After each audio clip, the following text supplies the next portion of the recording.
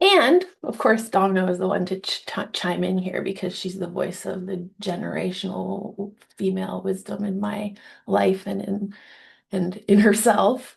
And that's exactly what I have in my notes to say next is this is not new. This is the work of shamanism. This is the work of spirituality, is like, oh, the soul is an entity. What do I know about it? How do I address it? Right? It's like, okay, massage is the same in a way. Like I can know the muscles go this way and that way. I can understand the, anatomy. But what do I know about healing and integrating it? That's what makes a good massage therapist. What makes me a good soul doctor is the same. It's not just that I understand this skill and this skill and this skill. It's that there's a synthetic view of the soul that takes education. That's what we're going to do. So how I started my view of the soul is important to me, and I'm going to share it with you before I expand it into the subconscious mind, which is I studied Plato, I studied the ancient Greek world, I studied the soul. I actually wrote a book on it. That's my PhD, is about what is the structure of the soul, soul, in the Platonic corpus. I wrote about, in particular, the soul as it's represented in Plato's Republic. There's a very funny story going on there. And I actually, I mean, this is crazy, but I developed software in my PhD to count the number of syllables in classical Greek so that I could do a measurement of the text. Why would I be measuring the text in classical Greek? It's such a fucking crazy idea. I can't even believe I did it. This is like 20 years ago in England, right?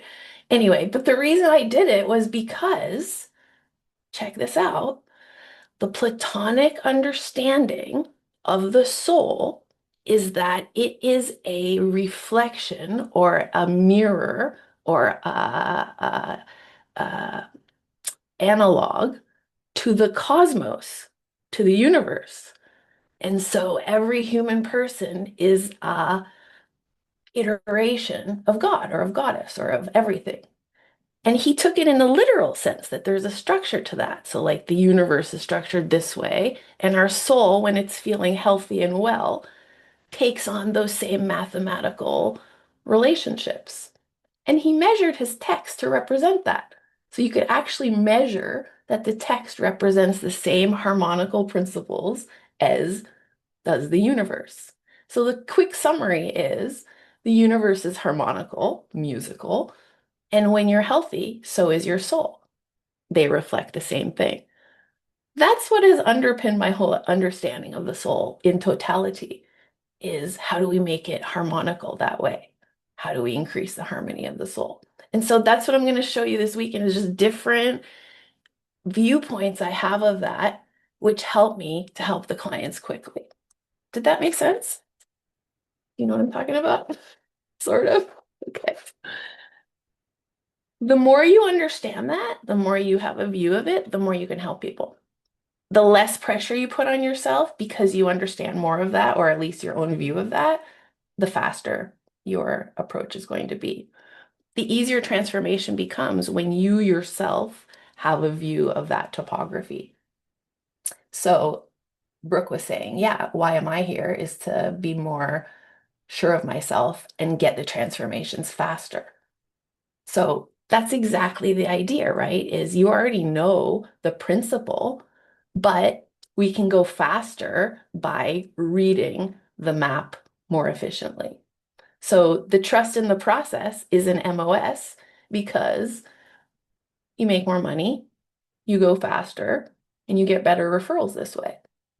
Also, personally for me, I like the challenge of getting the snapshot quicker and quicker because it's fun. It's more fun for me than, oh, well, 2.5 hours went by. I'll see you next time. So now it's also part of like a, journey of me developing a skill that, not a skill, but a innate feeling, which you guys all have too. That's why you're here in the advanced course.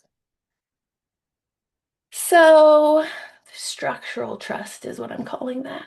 Structural trust. That's what we're working on. I want you to think of the subconscious now, and I'm sure you already do because it's inevitable, it's historical, as a journey.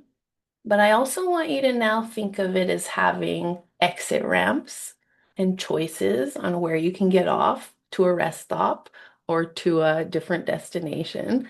And now we're going to start to consider the subconscious experience as you viewing it that way, like which exit should we get off on and what should we do on that exit?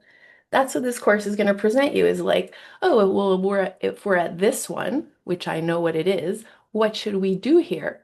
Instead of we get here to this one, and now I start the Q&A cycle back at, step one. Because that's what we're doing now. Oh, I see that you're going off on this thing. Let me investigate it. And that could be its whole session on itself here. But if I already know what's happening here and I know what the client is describing to me, why can't I just do my thing, which I'm going to show you what I mean by that today and this weekend, and just get it done so we can get back on the highway. That's the idea. Does that make sense? I just want to get back on the highway because then we can get there. Next thing you know, they're asking me, what the hell did I just do? That's what I want. I want the session to be like, wow, how'd you do that? That's crazy. That's it. Nice and simple. So another way to think about it, if you're more whatever digitally, is like a video game.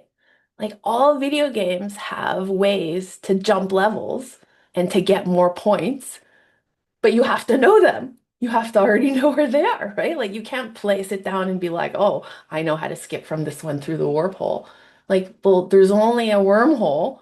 This is sorry about the woo-woo if you're not into that, but that's how I see it. You can't know that that's what it is if you don't know how the game is structured, right? So what's making me good at this, and I mean, what's making me fast at it is, oh, I see the wormhole, several questions before sometimes, or when it's just when I'm getting close to it. But then once I'm in it, I'm gonna do what I'm gonna do so that we can come out of it. The more I can design it that way, the faster we can get through the problem because all problems are finite. So it's basically like learning how to use Expedia, to get the best deal and the fastest flight path, but for your mind, but for the soul. That's my way of seeing it. And the only way to do that is to be one of those people who's like, I wonder what it would cost to go to Jamaica. I wonder what it'll cost I wonder, oh, if I go on this, if I do it this way, will it be cheaper? Oh, but if I do a 6-hour trip, if I stop at, that's the concept. When you get smart at that, you just apply it. So once you're on the ramp, what then? That's what I'm going to talk about.